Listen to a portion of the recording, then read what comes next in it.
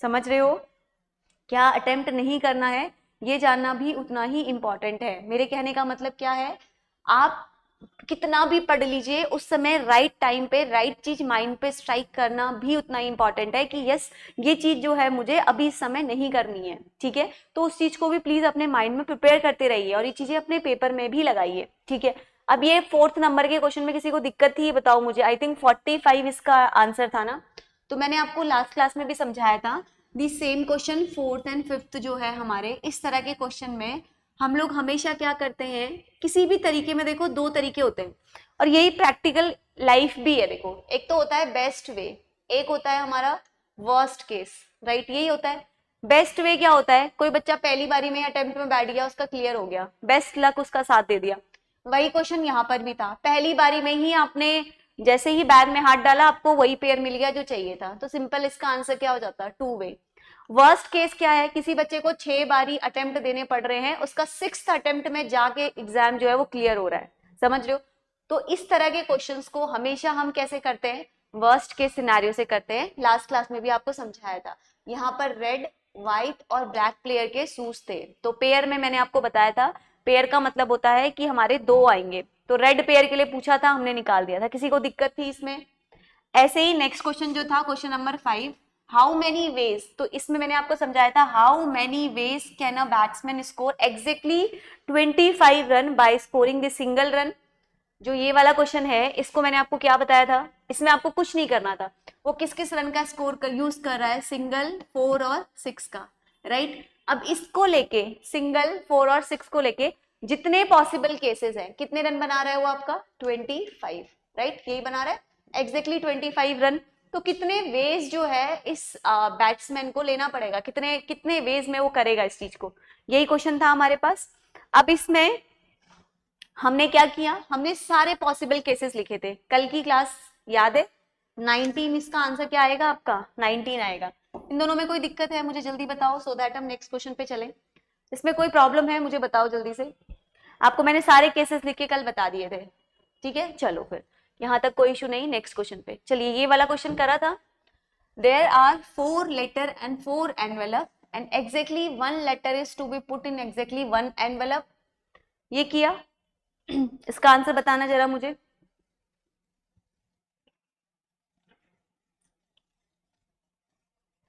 To only ना, yes, 2 only is the correct answer. ये कर लिया था, नेक्स्ट पे चलें। आप लोगों ने अटेम्प्ट किए क्वेश्चंस, ये बताओ पहले मुझे, मैंने ये पीपीटी ऑलरेडी आप लोगों के साथ शेयर करी हुई थी।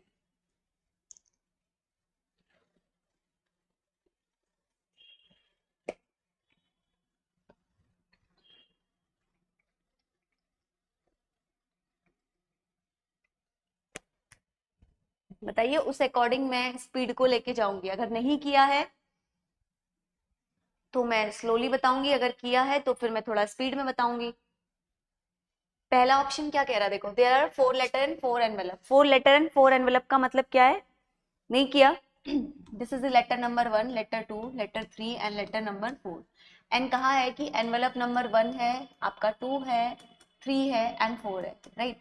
अब पहला स्टेटमेंट पढ़ो। पहला स्टेटमेंट कह रहा है there are 4 letter and 4 envelope, 4 letter and, हाँ देखो, there are 4 letter and 4 envelope, वो बना दिए मैंने। अब कंडीशन देखो क्या बोल रहा है, कह रहा है कि 1 letter is to be put in exactly 1 envelope with the correct address, ठीक है? अब आगे बोल रहा है if the letter is randomly inserted into the envelope. ऐसा नहीं है कि एक लेटर के लिए उसने एक एनवेलप रखा है, ये उसने क्वेश्चन में कहा है, राइट? बट ऐसा नहीं है कि उसने पहला लेटर जो है वो पहले ही एनवेलप में डाला, सेकेंड लेटर जो है वो सेकेंड ही एनवेलप में डाला। उसने लिखा है कि लेटर्स को आप रेंडमली इंसर्ट कर रहे हो एनवेलप के अंदर, राइट? तो अब यहाँ पर पहला केस क्या कह रहा है, देखो, it is possible that exactly 1 letter goes into a incorrect envelope. ये तो कॉमन सेंस है, जरा बताओ मुझे, ये पहले लाइन को जरा एक बार ध्यान से पढ़ो। आपके पास 4 लेटर और 4 एनवेलप है, राइट? अब इसने कहा है कि जरूरी नहीं है कि ये लेटर जो है इसी में जा रहा है, रेंडमली आपने क्या करा, इंसर्ट करा, ठीक है? अब रेंडमली इंसर्ट करा तो उसने कह रहा है कि पहली कंडीशन क्या कह रहा है कि ऐसा पॉसिबल है कि जो एग्जैक्टली 1 लेटर है वो आपका सिर्फ इनकरेक्ट एनवेलप में गया है, समझ रहे हो?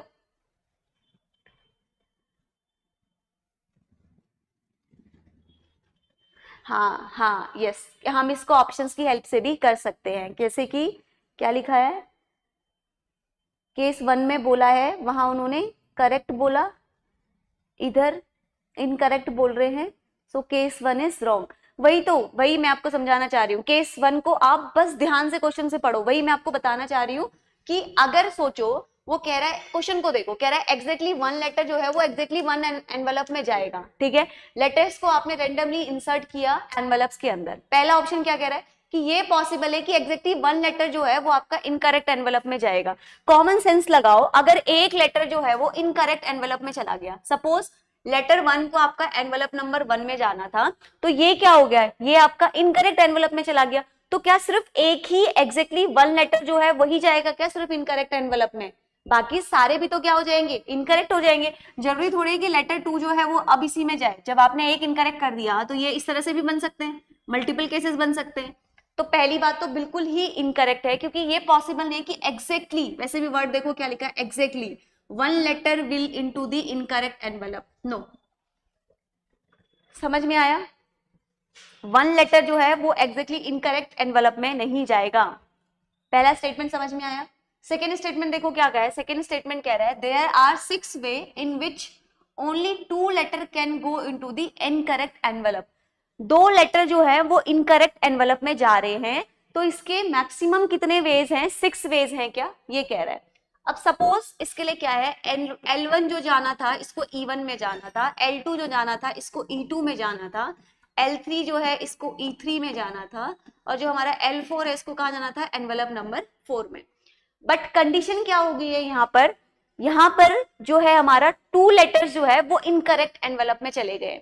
तो अगर मैं ले लेती हूँ कि ये वाला जो हमारा है ये दोनों हमारे इनकरेक्ट एनवलप में चले गए, अगर एक इनकरेक्ट होगा तो ऑटोमेटिकली दूसरा भी इनकरेक्ट हो जाएगा। ये तो कॉमन सेंस है। आप सोचो, आपके पास मैंने 4 एनवलप दिए और आपको मैंने कहा कि इस वाले लेटर में ही इसको डालना है, तो अगर आपने एक को गलत एनवलप में डाला तो ऑटोमेटिकली दूसरे को आप किस में डालोगे, गलत में ही डालोगे ना, क्योंकि उसका तो वो एनवलप था ही नहीं।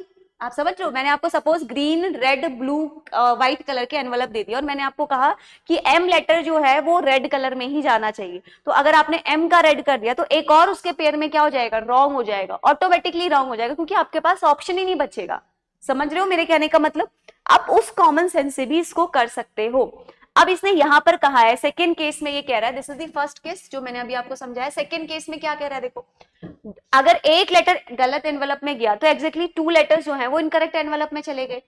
अब आपको बोला है कि इसके मैक्सिमम जो है वो 6 वेज होंगे। तो जब भी आपको हाउ मेनी मैक्सिमम वेज कहता है तो आपको मैंने क्या समझाया है अभी तक, कि हमें जितने भी पॉसिबल केसेस हैं वो हमें क्या करने पड़ेंगे, लिखने पड़ेंगे।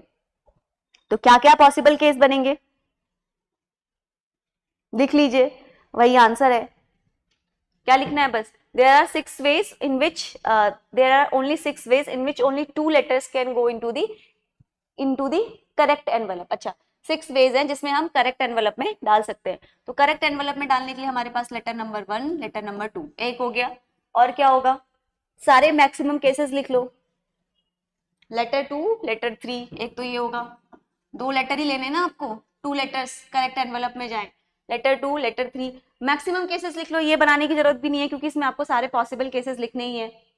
अब उसके बाद अगला क्या होगा, लेटर 3 लेटर 4 एक केस ये बनेगा, लेटर 3 लेटर 4। दूसरा क्या बन जाएगा, लेटर 4 लेटर 3 तो हमने बना दिया, और क्या बनेगा, लेटर 1 के साथ लेटर 3 बनेगा। सारे केस लिख लो। फिर लेटर 1 के साथ लेटर 2 के साथ बनेगा लेटर नंबर 3 का, और कौन सा बनेगा, लेटर 3 के साथ बनेगा लेटर 4 का।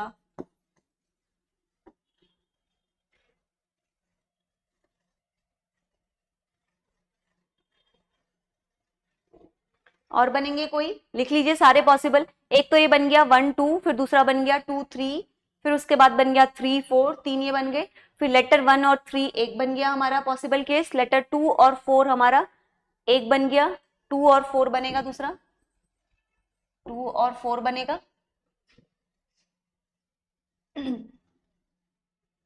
फिर 3 और 2 बनेंगे, 3 और 2 बनेगा एक।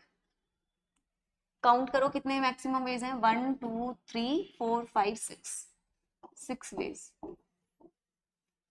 तो सेकेंड ऑप्शन हमारा करेक्ट है। देखो एक बार कैसे किया है, नहीं समझ में आ रहा है तो पूछिए।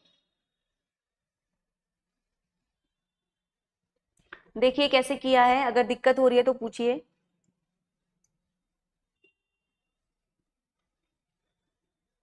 नहीं, ऐसे आप एग्जैक्टली बोल के एकदम ही इनकरेक्ट कर नहीं सकते, मतलब ब्लाइंडली नहीं फॉलो करना है इन चीजों को। पढ़ के देखिए, बस कॉमन लॉजिक लगाइए, कॉमन लॉजिक लगाइए।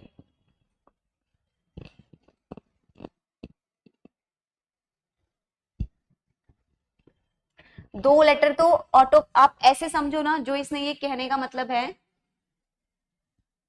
अगर आपको इसको कहने का मतलब अगर आप समझते हो, देखो मैं आपको एक चीज समझाती हूँ, दो तरीके से बताती हूँ, इसको एक और तरीके से भी कर सकते हैं। आप ऐसे समझो, देखो बहुत सिंपल तरीके से समझो। This is the letter number one, letter number one को मैं ले लेती हूँ एम, this is the letter number two, इसको मैं ले लेती हूँ एन। ठीक है, अब मैंने एक एनवलप लिया आपका रेड कलर का, एक एनवलप मैंने आपका किस कलर का लिया, ब्लैक कलर का लिया, राइट। अब आपको जो लेटर नंबर टू था, यानी कि एन नाम का जो लेटर था, वो आपको रेड कलर में डालना था। ठीक है, रेड कलर में डालना था, बट आपने कहा, सॉरी ब्लैक कलर में डालना था, आपने कहा डाल दिया, रेड में डाल दिया। अगर आपने इसको रेड में डाल दिया तो आपके पास तो कोई और ऑप्शन बचा ही नहीं है ना, तो एम वाला जो है ये कहाँ जाएगा, ब्लैक में ही जाएगा। तो यानी कि ये जो ये करेक्ट हो रहा है, आइदर ये बोथ जो है पेयर में करेक्ट होंगे, या ये जो बोथ है ये पेयर में क्या, पेयर में क्या होंगे, हमारे इनकरेक्ट होंगे। समझ रहे हो, या तो ये दोनों ही पेयर में करेक्ट होंगे, या दोनों ही पेयर में क्या होंगे, इनकरेक्ट होंगे।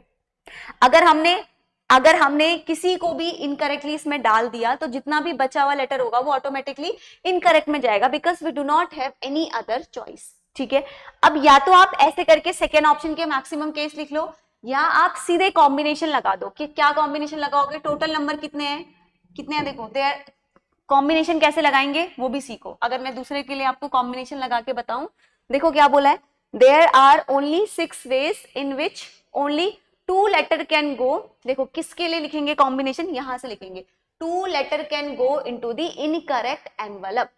ठीक है, two letter can go into the incorrect envelope. तो सबसे पहले कॉम्बिनेशन क्या लिखते हैं, NCR, यही होता है फॉर्मूला।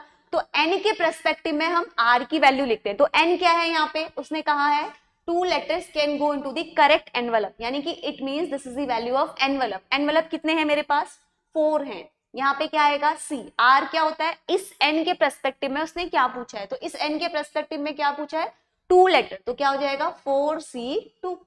सॉल्व कर दो तब भी 6 आ जाएगा।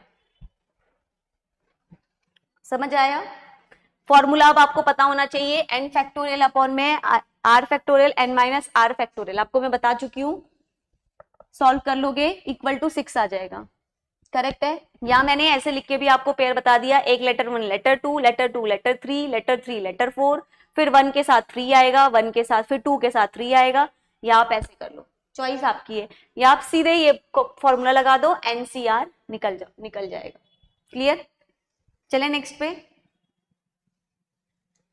बता दीजिए मुझे, किसी को डाउट है।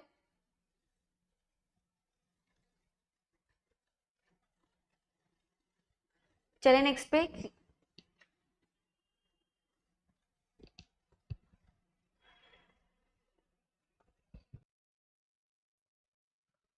ए आ रहा है, ए वाला आंसर करेक्ट है। चलिए मैं समझाती हूँ, चलिए देखिए टाइम ओवर। देखो जब भी टाइम एंड वर्क के क्वेश्चन होते हैं तो आपको मैंने एक फॉर्मूला बताया है, क्या बताया है, time equals to work upon में एफिशिएंसी, राइट। तो अब इसमें मैंने आपको अलग अलग कंसेप्ट समझाए थे। This is the concept of alternative days. कौन सा क्वेश्चन है ये, अल्टरनेटिव डेज का कंसेप्ट है। ऐसा ही कंसेप्ट आपका 2024 में भी पूछा गया है। तो अल्टरनेटिव डेज के कंसेप्ट में हमें क्या होता है, हमें ना एक पैटर्न क्रिएट करना होता है, जो इसने क्वेश्चन में दिया है, हमें वो चेक करना है कि वो पैटर्न क्या बन रहा है आखिर। ठीक है, देखो कह क्या रहा है, देखो अब पैटर्न कैसे बनाओगे, वो क्वेश्चन से बनाओगे। जैसे देखो क्या बोला है, ABC working independently can do a piece of work in 8, 10, 16 और 12 डेज में। यानी कि A, B और जो C है ये इंडिपेंडेंटली कितने दिन में वर्क कर रहे हैं, 8, 16 और 12 डेज में वर्क कर रहे हैं रिस्पेक्टिवली। अब देखो A work alone on Monday, B alone work on the Tuesday, C alone work on the Wednesday. यानी कि पहले कौन काम कर रहा है, ए कर रहा है, फिर बी कर रहा है, फिर सी कर रहा है। कैसे पता चला, क्वेश्चन में दिया है ए वर्क करता है मंडे के दिन, बी वर्क करता है ट्यूसडे के दिन, सी वर्क करता है वेडनेसडे के दिन। अब उसके बाद फिर आपका कौन शुरू हो जाएगा, फिर से हमारा ए आ जाएगा। यानी कि ये पैटर्न हमारा ऐसे चलता है, ए बी सी, क्योंकि ये तीन ही है काम करने वाले, है ना। तो ये तीनों इस तरह से कंटिन्यू कर रहे हैं, पहले ए करेगा, फिर बी करेगा, फिर सी करेगा, then again A B C, इस तरह से ये पैटर्न हमारा चल रहा है, राइट। अब देखो कैसे करोगे। इसके बाद इस तरह के क्वेश्चंस में यही करना होता है, सबसे पहले आपको इनकी एफिशिएंसी निकालनी होती है। अब इस क्वेश्चन में आपसे बोला है कि इस तरह से अगर ये पैटर्न चल रहा है तो कुछ स्टेटमेंट्स आपको दिए हैं। पहला लाइन क्या कह रहा है, the work will be finished on Thursday, काम जो है वो थर्सडे के दिन फिनिश होता है। लास्ट कह रहा है the work will be finish in the 10th day, 10th day के दिन जो है हमारा काम फिनिश हो रहा है, ये कह रहा है। अब सबसे पहले क्या करना होता है इस तरह के क्वेश्चंस में, आपको इनकी एफिशिएंसी निकालनी होती है। अब एफिशिएंसी कैसे निकालेंगे, देखो ए बी और सी, ए इंडिविजुअली कितना कर रहा है 8 दिन में। अब मैं सीधे, थोड़ा मुझे स्पेस ज्यादा चाहिए होगा बिकॉज ए की देखो कितनी है 8 डेज, बी कितना है आपका that is in the 16 days, C कितना है 12 डेज। तो एफिशिएंसी कैसे निकालते हैं, उसके लिए सबसे पहले हमें क्या निकालना होगा, टोटल वर्क। बताओ टोटल वर्क कितना है इनका, मैंने आपको पहले भी समझाया है कितना है टोटल वर्क, पक्का 48 है। चलो फिर 48 आ गया, हाँ एलसीएम निकाल दिया। अब इंडिविजुअल की एफिशिएंसी बताओ मुझे, 8 की कितनी होगी, 8 यानी कि ए की एफिशिएंसी कितनी होगी। आपको मैंने बोला था जिसके मुंह के सामने जो लिखा जाता है वो उस इंडिविजुअल की एफिशिएंसी होती है। तो 8 6 जा कितना होता है हमारा 48, तो ए की एफिशिएंसी कितनी होगी 6 यूनिट लिखो, या 6 लिख देती हूँ मैं सिंपल। अब ऐसे ही इसकी बताओ मुझे, बी की बताओ कितनी होगी, हाँ 6 3 और बिल्कुल सही 4, ठीक है। कितना हो रहा है 6 3 और 4 हो रहा है, इतना समझ में आया। चलो अब डेज में आते हैं, राइट। अब डेज में आते हैं, कैसे कैसे शुरू होंगे, ए बी सी, काम कौन कौन कर रहा है, काम करने का पैटर्न यही चलेगा, ए बी सी, फिर से हमारे ए बी सी, फिर से हमारे ए बी सी।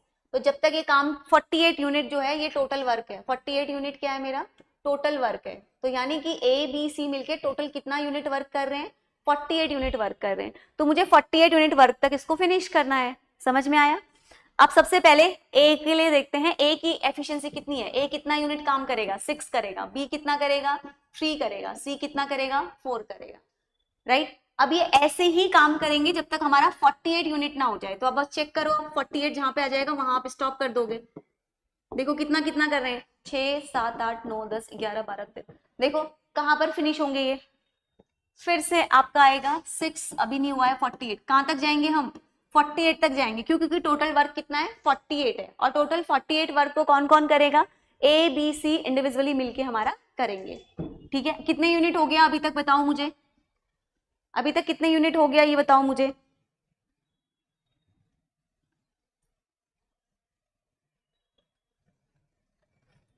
कितने यूनिट हो गया,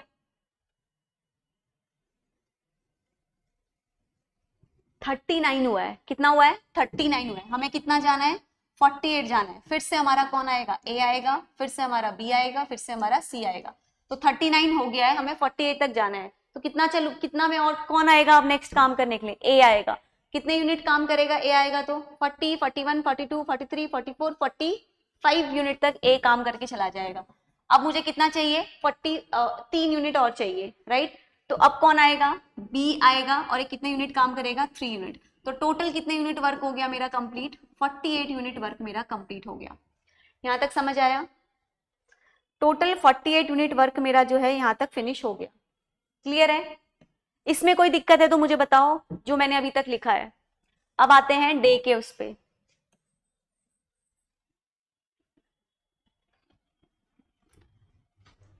क्लियर है। चलो अब देखो, ए कब करता है मंडे को करता है, बी कब करता है ट्यूसडे को, सी कब करता है वेडनेसडे को, ठीक है। तो अब बस ऐसे ही आप आगे चलो, देखो कौन सा दिन आ रहा है, दिस इज मंडे, फिर ट्यूसडे, वेडनेसडे, फिर थर्सडे, फ्राइडे, सैटरडे। समझ में आया? फिर क्या होगा, उसके बाद कौन सा दिन आएगा, संडे, फिर मंडे, फिर ट्यूसडे, वेडनेसडे, वेडनेसडे, थर्सडे। तो काम किस दिन खत्म हो रहा है मेरा, थर्सडे को। तो पहला ऑप्शन क्या बोला है, the work will be finish on Thursday. Yes, Thursday को ही मेरा वर्क जो है वो फिनिश हो रहा है, तो पहला ऑप्शन मेरा करेक्ट हो जाएगा। बस कुछ नहीं किया है, संडे से लेके लिख दो आगे डे।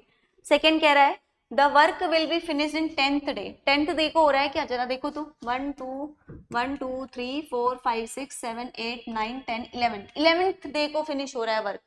हाँ, कितने दिन को फिनिश हो रहा है, 11th डे को फिनिश हो रहा है, तो यानी कि सेकेंड ऑप्शन इज रॉन्ग। तो answer will B 1 only. Clear है? कोई डाउट है किसी को?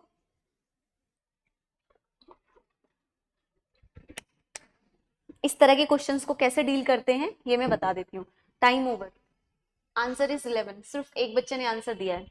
प्लीज अब अपने माइंड को शार्प करिए, जितना जो हो रहा है वो आंसर दीजिए। यस, बिल्कुल सही। ऐसे क्वेश्चन में हमें करना क्या होता है ये समझिए। यहाँ पर इसने आपको क्या बोला था, a number n is formed by writing the n to the 99 terms. यानी कि जो ये नंबर है ना n, इसको कितने टाइम लिखा है इसने, 99 टाइम्स लिखा है, राइट। अब इसने कहा है इस नंबर को जब आप डिवाइड करते हो, what is the reminder of n is divided by 13। इसको जब आप 13 से डिवाइड करते हो तो रिमाइंडर क्या है, ये इस क्वेश्चन में पूछा गया है।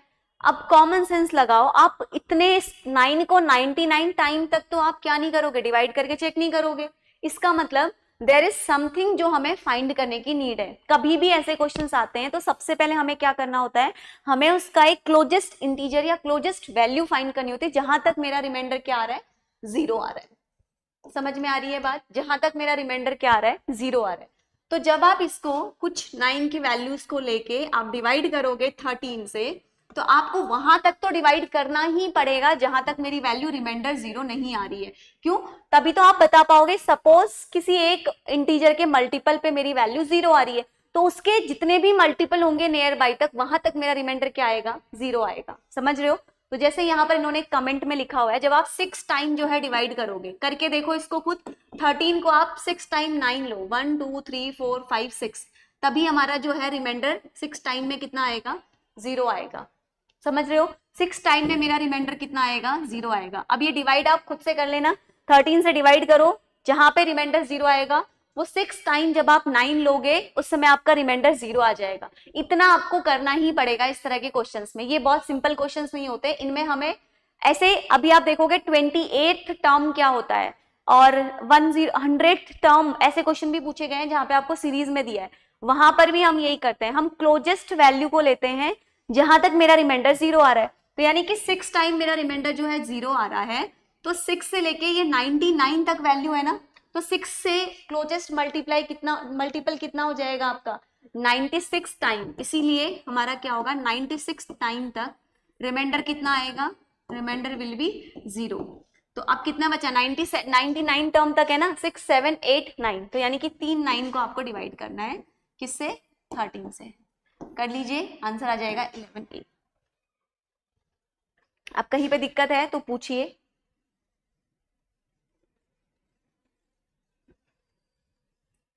कहीं पे दिक्कत है किसी को?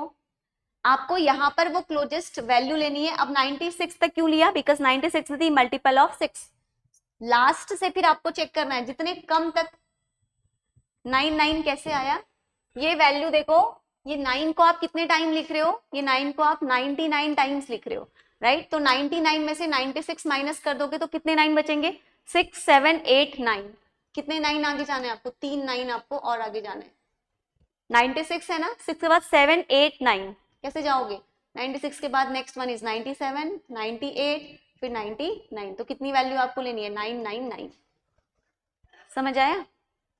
क्वेश्चन में दिया हुआ है वो मैंने, हाँ 6 टर्म पे 0, तो नियरेस्ट मल्टीपल लो जहां तक मेरा रिमाइंडर 0 आएगा। 9 को कितने टाइम लिखना है, 99th टाइम लिखना है। समझ रहे हो? तो 99th टाइम तक तो आप डिवाइड नहीं करोगे, नियरेस्ट मल्टीपल लो 6 का, जहां तक आपकी वैल्यू जीरो आएगी, जहां तक आपका रिमाइंडर जीरो आएगा तो वो होगा आपका 96 टाइम तक आपका रिमाइंडर जीरो आएगा, because this is the multiple of 6।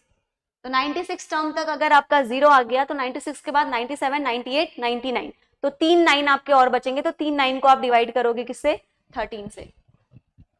समझ आया?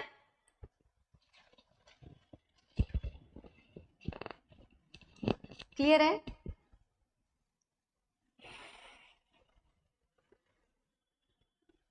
बताइए मनीषा, आपको समझ में आया? कहीं पे डाउट है तो प्लीज पूछ सकते हैं आप, ऐसा कुछ नहीं है, कहीं पे कोई चीज नहीं समझ में आई तो।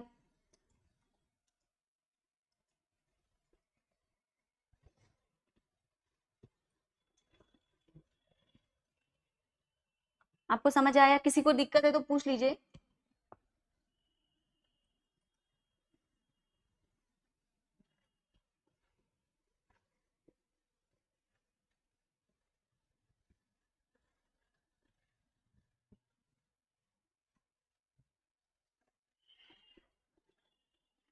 चलिए वो वाला क्वेश्चन करिए, 26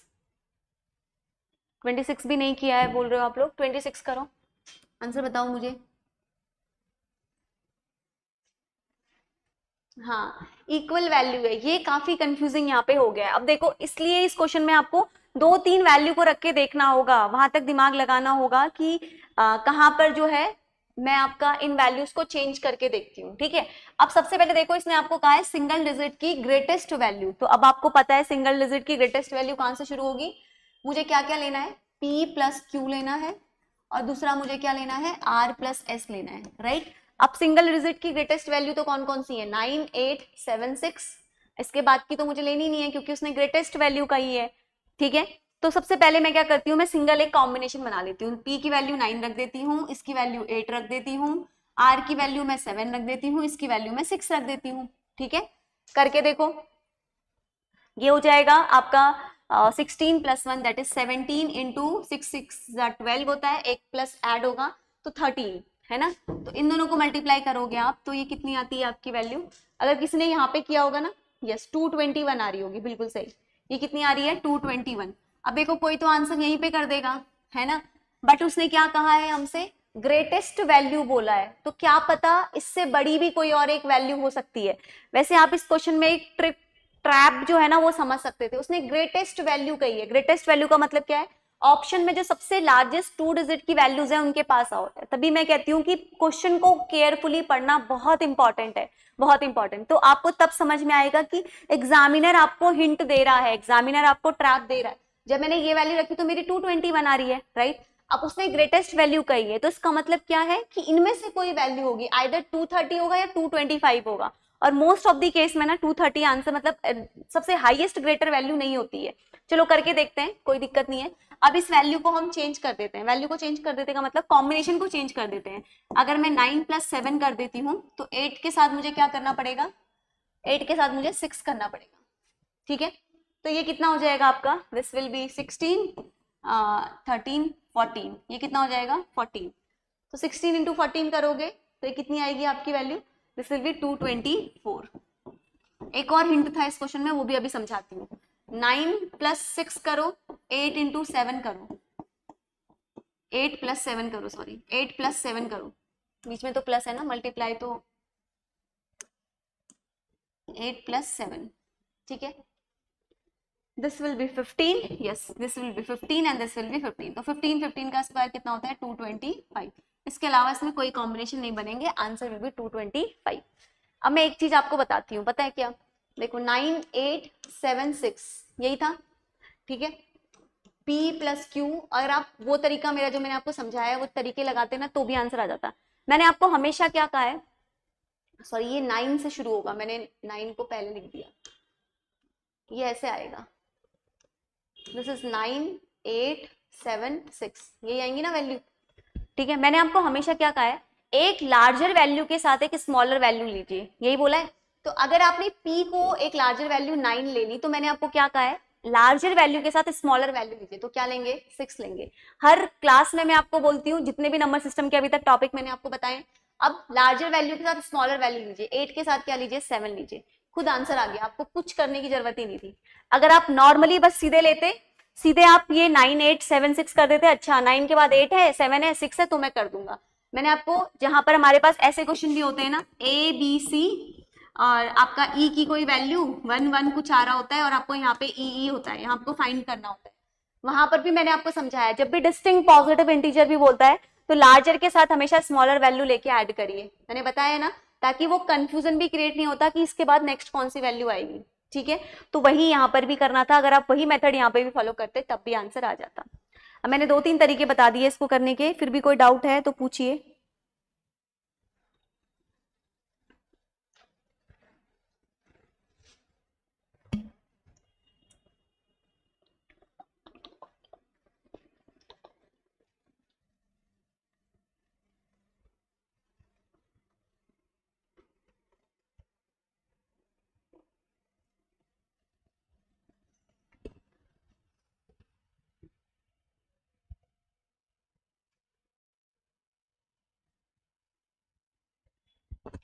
मैं बताऊं क्या, पहले वाले स्टेटमेंट को आप 2 तरह से कर सकते थे। एक मैंने अभी आपको बताया था ना, worst case scenario, worst case scenario में क्या है, देखो कौन कौन से कलर की बॉल है, ब्लैक कितनी है, दिस इज 14, ब्लू कितनी है 20, ब्लैक ब्लू, ग्रीन कितनी है 26, येलो कितनी है 28, रेड कितनी है 38, एंड वाइट कितनी है मेरे पास 54 है। ठीक है, ये हो गई आपकी सारी की सारी ball, black blue green yellow red and white.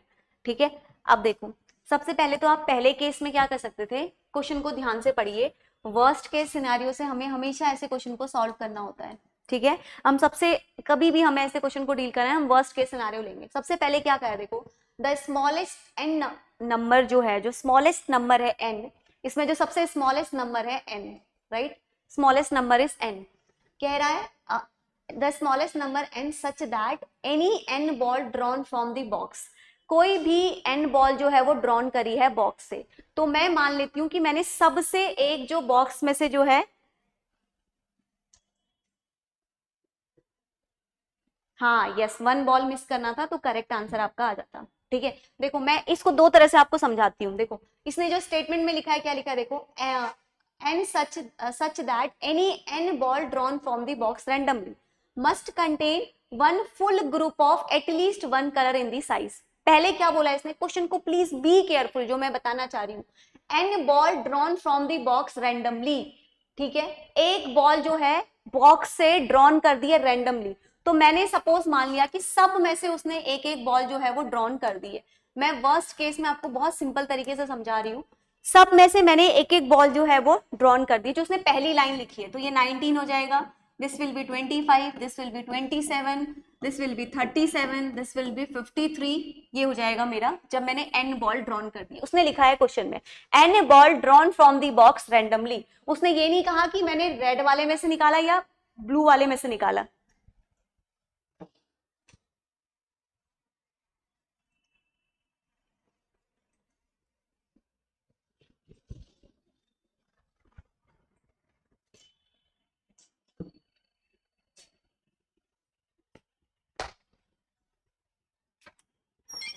भैया वाईफाई फिर से गया, एक बार देखना।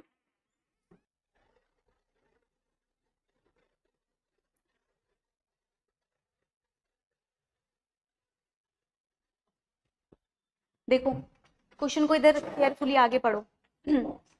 यहां तक समझ में आया ना, मुझे ये बताओ, जो मैंने स्टेप 1 किया अभी इस क्वेश्चन में, जो इसने बोला था मैंने वही किया। मैंने क्या किया, एन बॉल को रेंडमली ड्रॉ किया पूरे इसमें से, यहां तक कोई दिक्कत है। अब आगे क्या बोला है, ऐड कर दो तो टोटल कितनी हो गई ये value, what is the value, जरा मुझे ऐड करके बताओ, ये कितनी हो गई वैल्यू, ये बताओ मुझे। 175, नहीं दोबारा ऐड करो, 174 हो रही होंगी।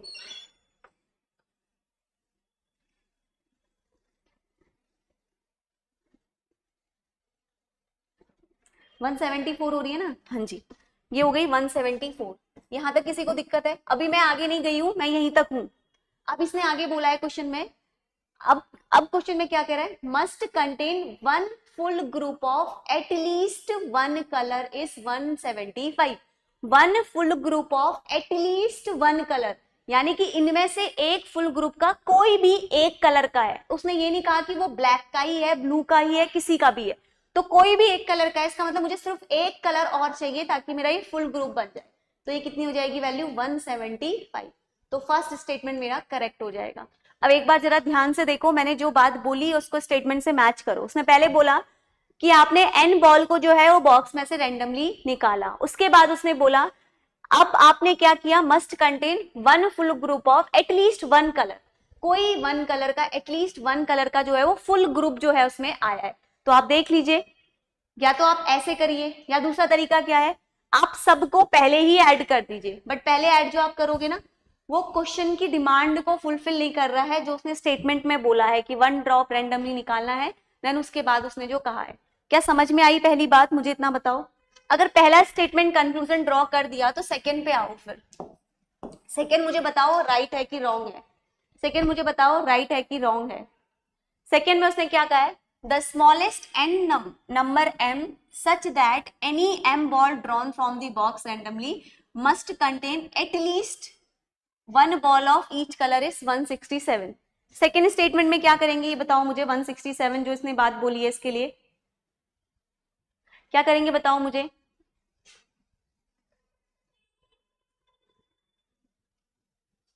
सेकेंड स्टेटमेंट बताओ मुझे। किसी ने ऊपर, हाँ मुस्कान ने शायद आंसर दिया था, बाकी लोग बताओ मुझे सेकेंड स्टेटमेंट पढ़ के।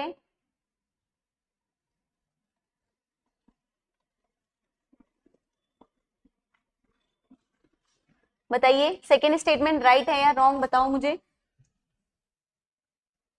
देख के बताओ जल्दी से।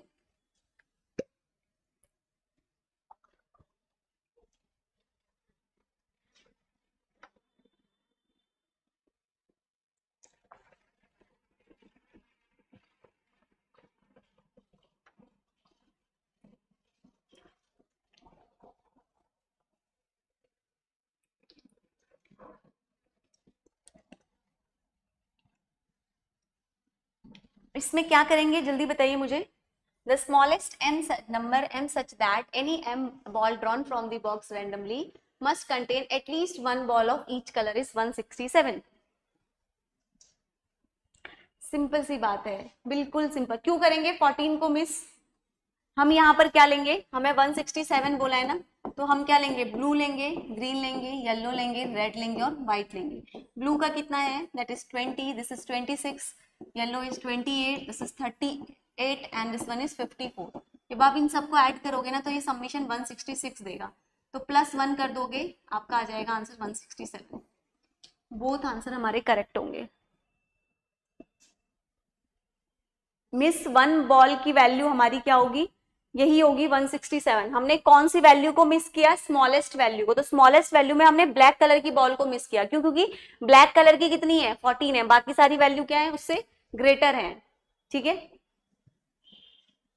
ब्लैक इसीलिए नहीं लिया, क्या नाम है मनीषा, स्मॉलेस्ट वैल्यू को हमने एक वैल्यू को मिस किया। तो अगर आप स्मॉलेस्ट वैल्यू में देखोगे तो 14 ही सबसे स्मॉलेस्ट है, इसीलिए हमने ब्लैक को मिस किया है।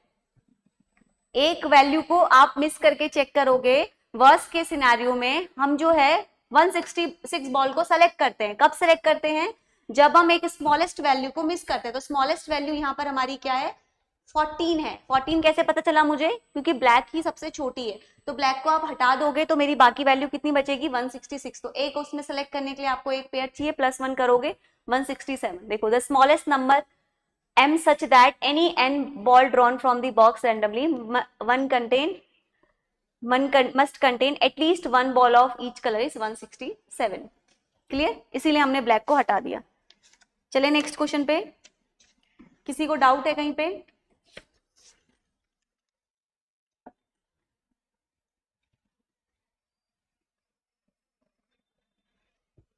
चलिए नेक्स्ट पे चलते हैं। ये करा है, दिस क्वेश्चन इज डन और not, A is older than B, ये करा है? नहीं किया तो फटाफट करिए।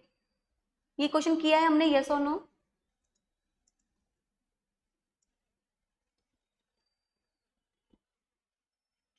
नहीं किया है ना? जल्दी करिए, जल्दी करिए। A is older than B, C is and D are the same group. बस जैसे कल मैंने आपको डिकोड वाला क्वेश्चन बताया था ना, इसको सॉल्व करने की जरूरत ही नहीं है। नहीं, कल क्लास नहीं होगी, सैटरडे है कल। पता है आपको, ये क्वेश्चन सॉल्व करने की जरूरत ही नहीं है। उसने क्या पूछा है आपसे? How many statement given above are the required to determine the oldest person. ये अ काइंड ऑफ क्या है, पजल है, जो कि इनडायरेक्टली उसने पूछी है। तो मैंने आपको बताया, जब भी आपको इस तरह की कोई पजल सॉल्व करनी होती है ना, you need to read all the statement और you are required to the all the statement. अब इसमें आपसे उसने पूछा है कि इसमें हमें कितने स्टेटमेंट की जरूरत पड़ेगी ओल्डेस्ट पर्सन को बताने के लिए। अरे जब तक आप सारे स्टेटमेंट का यूज नहीं करोगे, आप कैसे बता पाओगे कि ओल्डेस्ट कौन है, स्मॉलेस्ट कौन है? बता पाओगे क्या?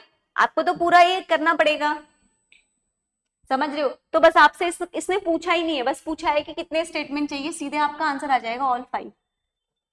पढ़ के देखो, करके भी देख लो, यही आंसर आएगा।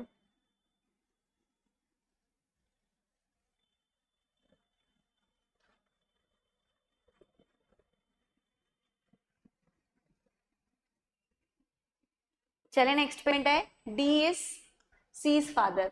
ठीक है, थर्ड कह रहा है E is the son, E is the सन।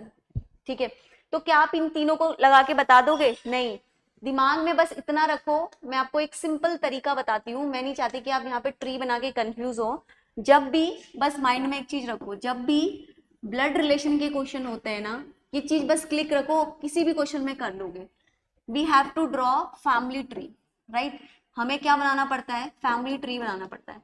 और फैमिली ट्री में एक करेक्टर मल्टीपल टाइम आएगा। जब तक आप कंप्लीट फैमिली ट्री नहीं ड्रॉ करोगे, कंप्लीट फैमिली ट्री नहीं ड्रॉ करोगे, तब तक आप जो है कोई भी कंक्लूजन ड्रॉ नहीं कर पाओगे। ठीक है, इवन क्वेश्चन में उसने कितना ही स्पेसिफिक क्यों ना मेंशन किया हो, जब तक कंप्लीट फैमिली ट्री नहीं बनाओगे, कंक्लूजन ड्रॉ नहीं कर सकते हो, राइट?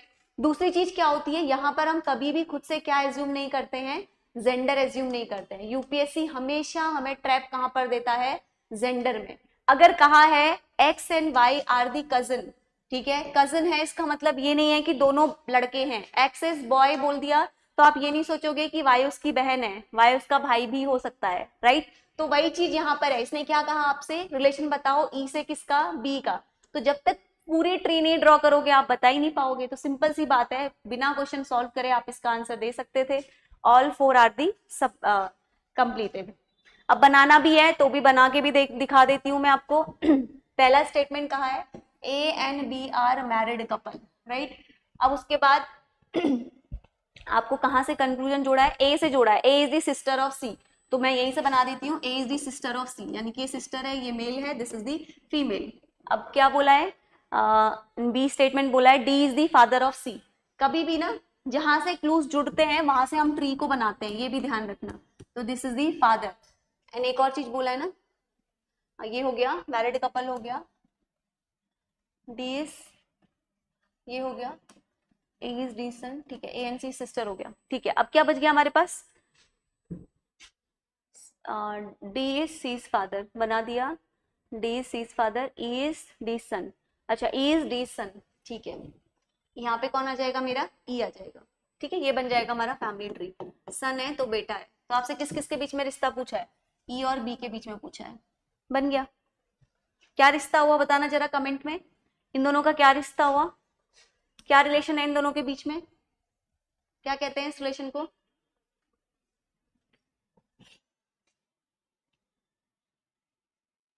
क्या रिलेशन है इन दोनों के बीच में?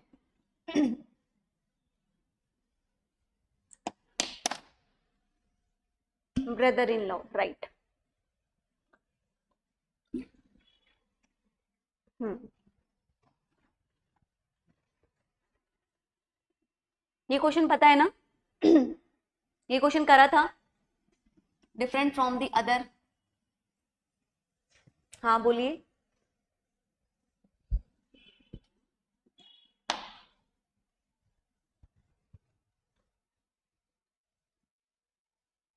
नहीं, वो ऐसे दिया हुआ था।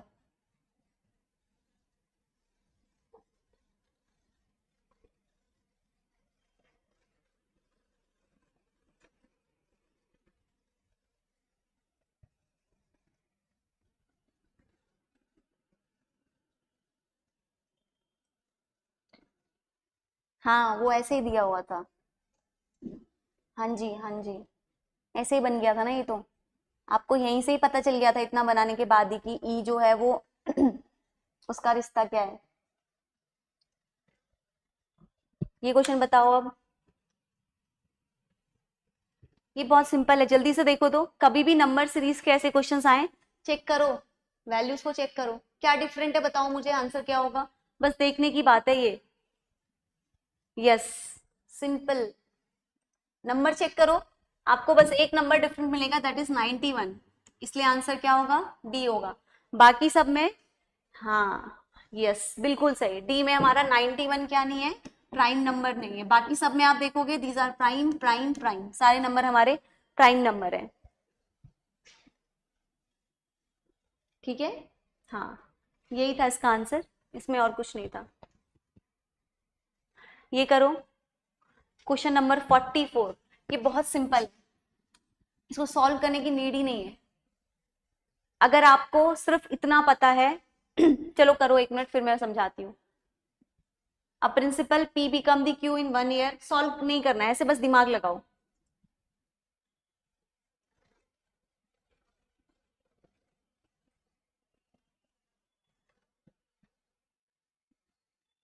क्यों लिखा?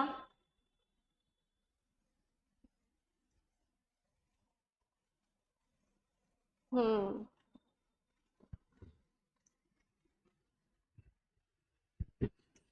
हाँ जी बोलो मनीषा, क्या डाउट है आपका?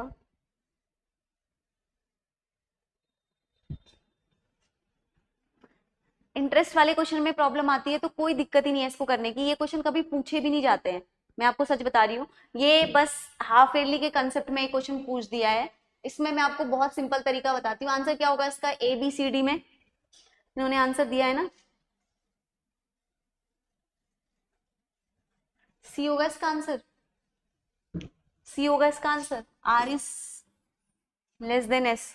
कुछ नहीं करना है, देखो यहाँ पर बोला है a principal P become the Q, a principal P become the Q in 1 year. कब? जब कंपाउंड आपका कैसे होता है, हाफ ईयरली। हाफ ईयरली का कंसेप्ट था ये, principal P become the Q half yearly. एक चीज बता देती हूँ, बस उसे ध्यान रखना, उसी से सॉल्व हो जाएंगे। Half yearly with the R rate percent, अच्छा हाफ ईयरली का आर रेट परसेंट है, ठीक है। और principal P become the Q, P become the Q 1 year में, ईयर जब हम इसको कंपाउंड करते हैं एनुअली। रेट इंटरेस्ट कितना है, S%। कॉमन सेंस लगाओ तो जरा, वैसे आप लोग, आप कॉमन सेंस लगाओ सिर्फ। एक जगह पे रेट परसेंट एनुअली हो रहा है S% से, राइट, और एक जगह पे आपका हाफ ईयरली हो रहा है, तो कौन बड़ा होगा कौन छोटा होगा? पहली बात तो ये दोनों का इंटरेस्ट रेट जो है वो इक्वल नहीं होगा, इतना तो क्लियर है। और ग्रेटर देन और स्मॉलर देन इक्वल टू भी नहीं होगा। अब या तो मेरा आंसर आर लेस देन, या तो मेरा आंसर बी होगा या मेरा आंसर सी होगा, इतना तो समझ आ रहा है ना।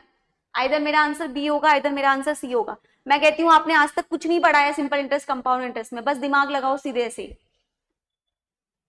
आर बड़ा होगा कि एस बड़ा होगा, ये बताओ मुझे। एस क्या होगा?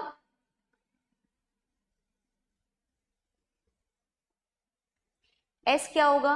यस यस, कुछ नहीं करना है। जब भी हम हाफ ईयरली की बात करते हैं, हाफ ईयरली में क्या होता है, एस क्या होगा? यस, तो आंसर क्या हो जाएगा, आंसर बताओ फिर इसका।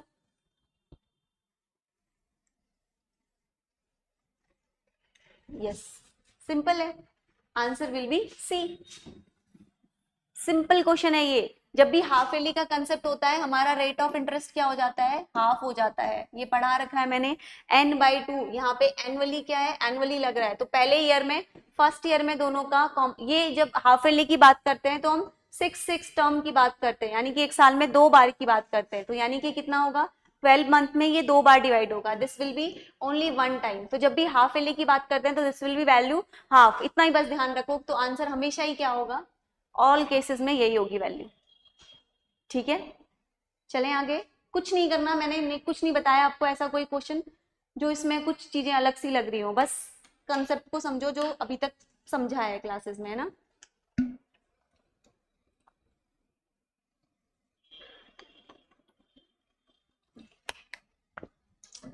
चलो, सबने आंसर कर ही दिया है, ये तो मैंने बता दिया था, TT0 वाला, ये भी हो गए थे। हाँ, क्वेश्चन नंबर 49 एंड 50, जल्दी से 49 बताओ। 50 भी बहुत सिंपल क्वेश्चन है, मैंने क्लासेस में इतनी बार बता दिए हैं आपको ये दोनों क्वेश्चन। बताओ जल्दी से आंसर।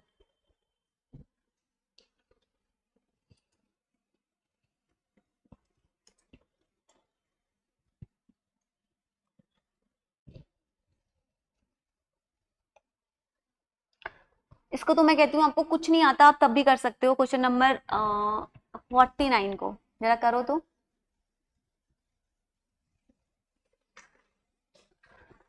ए, वेडनेसडे, राइट। बिल्कुल सही, बिल्कुल सही, एकदम करेक्ट, 100% करेक्ट।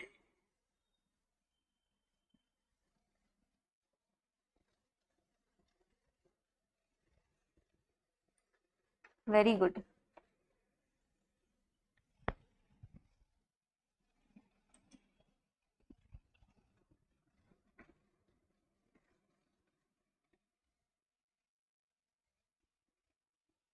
प्लीज करो। और तो 7 संडे नहीं हो सकता, 7 दिन के बाद फिर से संडे आएगा, वो 8th डे के ऊपर। फिर 7 दिन से और आप ऐड कर दोगे तो 15th डे फिर।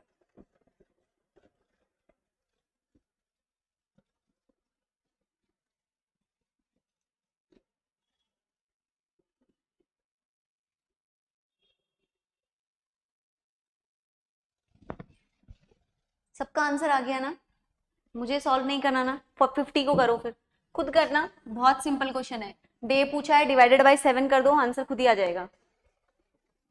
3 बचेगा।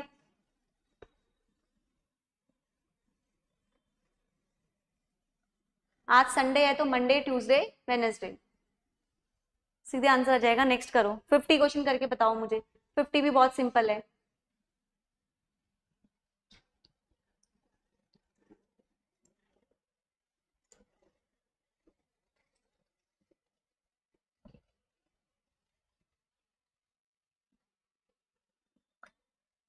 ये क्वेश्चन मैं बताऊंगी नहीं, ये बहुत सिंपल है। अगर नहीं भी आता है ना, मैं सिर्फ हिंट दूंगी, करोगे आप लोग, बिकॉज ऐसे क्वेश्चन यूपीएससी के एक फेवरेट टॉपिक में है। किस चीज का एप्लीकेशन है प्रणव, ये बताओ। HCF, LCM किस चीज का एप्लीकेशन है? ये बहुत सिंपल, LCM का एप्लीकेशन है ये। जो जो टाइम दे रखा है, क्या क्या सेकंड दे रखे हैं, टोटल सेकंड निकाल दो, कन्वर्ट कर दो, आंसर आ जाएगा। यस, LCM का ये एग्जाम्पल है। तो किस किस सेकंड पे पहली राइट वो कर रही है? 25 second, then 39 second, then 60 second. हाँ, फिर आपको बताना है duration of the green and red light. 2 PM आपको एक टाइम दिया होता है, उसके पर्सपेक्टिव में आपको निकालना होता है। कितना आ रहा है LCM? अच्छा, 3900 आ रहा है। करिए, खुद से करिए जिसके नहीं आए। अब क्या करेंगे? LCM ऑफ 25,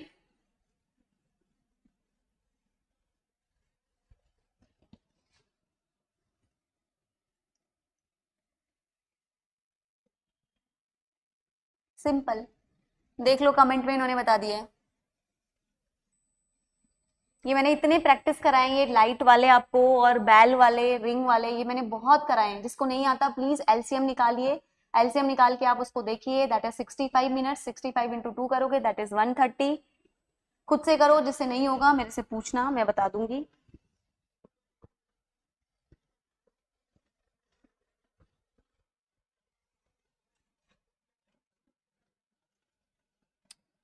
फोर टेन कौन सा है? बी ऑप्शन जो है। चलें क्या नेक्स्ट पे? मुझे बता दो एक बार, जिससे नहीं हो रहे हैं सॉल्व, मेरे से अभी एक लेक्चर ले लेना, मैं उसमें मैंने बहुत बेसिक बताया, बिकॉज ये क्वेश्चन आपसे खुद से सॉल्व होना इज इंपॉर्टेंट। LCM ले लेते हैं, फिर हम कन्वर्ट करके सीधे टाइम चेक कर देते हैं। जो टाइम उसने दिया है उसके पर्सपेक्टिव में आप चेक कर लो। 2 आवर्स दिया है, जितना निकल रहा है वो देख के आप ऐड कर लो, आंसर आ जाएगा। चलिए नेक्स्ट पे, मुझे बता दीजिए। अगर नहीं हो रहे सॉल्व तो मेरे से एक बार वो कर लेना, एक कोई वीडियो ले लेना, मैं बता दूंगी आपको, उसमें मैंने समझाया है बहुत। हाँ, आ गया ना? ठीक है, मनीषा आपका आया।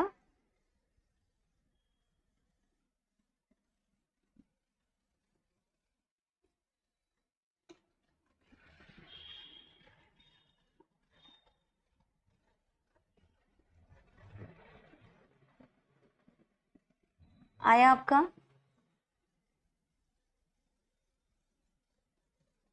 2 से 4 में आने के लिए +2, फिर ऐसे ही 2 के बाद फिर अगली वैल्यू कहां पर आ रही है, उसने देखो क्वेश्चन में दिया हुआ है child 4 pass on the child 7, तो पैटर्न भी समझना है साथ में कि चाइल्ड 1 ने कहा दिया, 2 को दिया, तो 1 से 2 में कैसे आए, +1 किया तो 2 में आए। 2 चाइल्ड जो है वो किसको दे रहा है, 4th नंबर के चाइल्ड को दे रहा है, तो 2 से 4 में कैसे आओगे, सिंपल सी बात है +2 करोगे। अब 4 के बाद उसने क्या बोला है, वो चाइल्ड 7 को दे रहा है, तो 4 के बाद ये 7 आ रहा है, तो यानी कि यहाँ पर मैं कितना ऐड कर रही हूँ, 3 ऐड कर रही हूँ। ये पैटर्न आपको खुद समझना है। तो अब आगे इसको इस तरह से उसने कहा है सो ऑन, तो इस तरह से आपको बनाना है। कब तक बनाना है, 40 चिल्ड्रन है, आपको अगेन बनाना है जब आप चाइल्ड 1 के पास आओगे, ठीक है।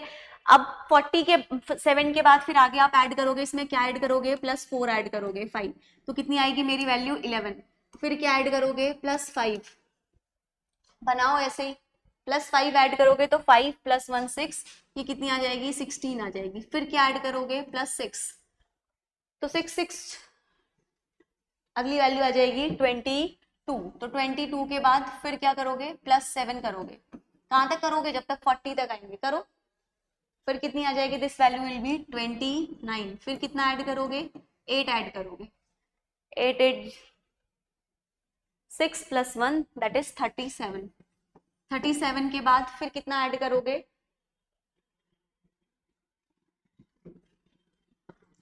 अब क्या करेंगे बताना जरा मुझे,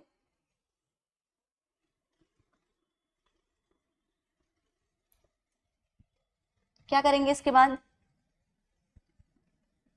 हाँ हाँ बिल्कुल स्किप कर सकते हैं, ऐसा कुछ नहीं है, सब क्वेश्चन नहीं अटेम्प्ट करने होते हैं।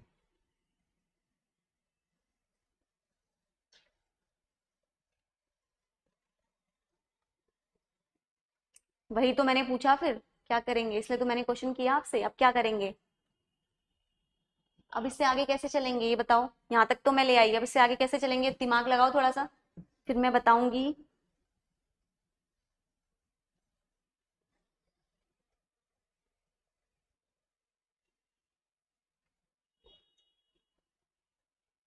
कितना हो जाएगा अगर मैं +9 कर दूंगी तो, 37 38 39 40 41 42 43,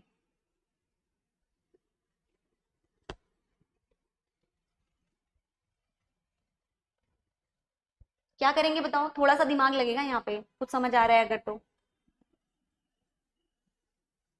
देखो 37 मुझे कितना चाहिए, मुझे 3 चाहिए, मुझे क्या करना है +9 करना है, राइट, मुझे कितना करना है, सीक्वेंस में मुझे +9 करना है, और मुझे यहाँ पर कितना चाहिए +3 चाहिए, 37 38 39 40, तो यहाँ पर आने के बाद ये 40 में हो गए। अब ये किधर आ जाएगा, ये +9 की जगह पे यहाँ पे कौन सी वैल्यू आ जाएगी, ये वापस 6 पे आ जाएगा, क्यों, क्योंकि उतना वैल्यू जो बची है उतना आप माइनस कर दोगे, राइट, तो 6 पे आ जाएगा, तो 6 के बाद अब क्या करोगे, फिर से इसमें 9 के बाद अगली वैल्यू क्या ऐड करोगे +10, कितनी हो जाएगी, दिस वैल्यू विल बी 16, फिर क्या करोगे +11, आ गया, फिर से देखो वही सर्कल, कितनी होगी 27, फिर क्या करोगे +12, +12 करोगे तो कितनी हो जाएगी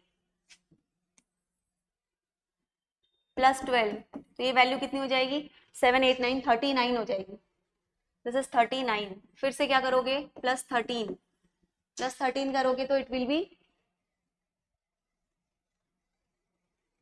फिर से ये 12 पे आ जाएगी, ऐसे ही आपको इसको चलाना है बस,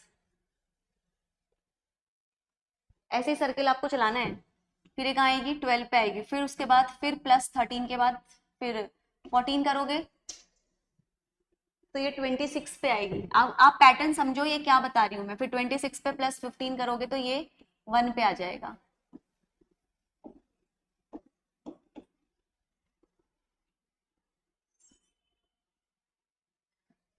समझ रहे हो, ये वापस 1 पे आ जाएगा, तो आंसर कितना आ जाएगा 15, लास्ट वाली वैल्यू पे समझो, 26 + 15 कितना होता है, 26 + 15 आपका कितना होता है 5 5 10 0 1 ऊपर 2 3 एंड 4, तो ये कितने हो गए 41 ना, तो -1 करोगे यानी कि 1 चाइल्ड पे आ जाएगा, आपको समझ आ रहा है कैसे? इधर देखो, मैं एक बार समझा देती हूँ।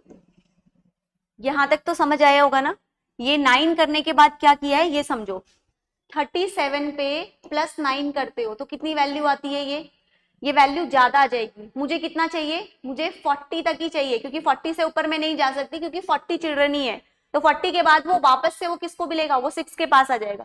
तो 40 में से मुझे यहाँ पर कितना चाहिए था? 3 चाहिए था, तो मैंने 3 यहाँ पे कर दिया। बाकी कितना माइनस हो गया? 6। फिर 6 में क्या ऐड करोगे? 9 के बाद अगला टर्म क्या है? 10 ऐड करोगे। तो 6 में 10 ऐड करोगे तो इट विल बी 16। तो 16 के बाद फिर अगला +11 ऐड करोगे तो कितनी हो जाएगी? 27। ठीक है, 27 में 12 ऐड करोगे तो 39। फिर देखो 39 में 13 ऐड करोगे तो जितनी वैल्यू 40 तक आई, उसके बाद बाकी वैल्यू कहाँ चलेगी आपकी? ऊपर चलेगी 12 पे। तो 12 पे कितना ऐड करोगे? फिर 14 ऐड करोगे। 14 ऐड करोगे तो कितनी आएगी वैल्यू? 26 आएगी। तो 26 में फिर 15 ऐड करते हो तो मेरा कितना आ जा रहा है? 41 आ रहा है। तो 41 का मतलब क्या है? 40 और एक वैल्यू मेरी बच गई, यानी कि वापस से फिर से किसके पास आ गया? 1 के पास आ गया। तो 1 से 1 के पास कितने टर्म पे आएगा? 15 टर्म पे आएगा। समझ आया कुछ? बताओ मुझे। हाँ बोलो।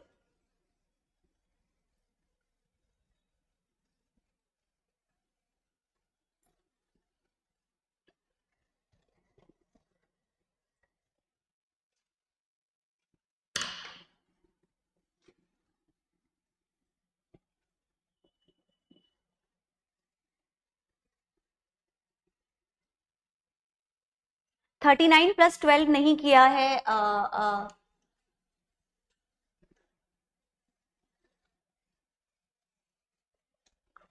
27 + 12 करोगे कितना होता है? यहाँ देखो, 27 + 12 करोगे इट विल बी 39, राइट? तो 39 में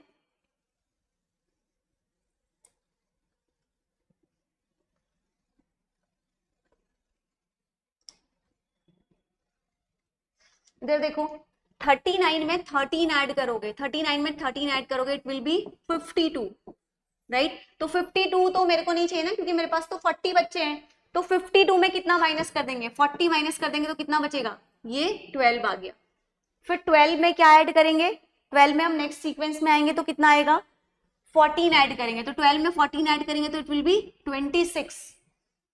ठीक है, तो 26 में फिर कितना ऐड करेंगे? 15 ऐड करेंगे। तो कितना होता है? 26 में 15 ऐड करोगे तो इट विल बी 41। तो 41 - 1 करोगे तो आ गया आपका 1। 41 - 40 करोगे तो आ गया 1। समझ आया? 39 मैं यहाँ पे लिख देती हूँ।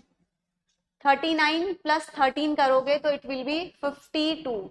हमें 52 नहीं चाहिए, हमें कितना चाहिए? 40 चाहिए। तो -40 कर दोगे इट विल बी 12। ठीक है, 12 में फिर क्या ऐड किया है? 14 ऐड किया है, इट इज 26, राइट?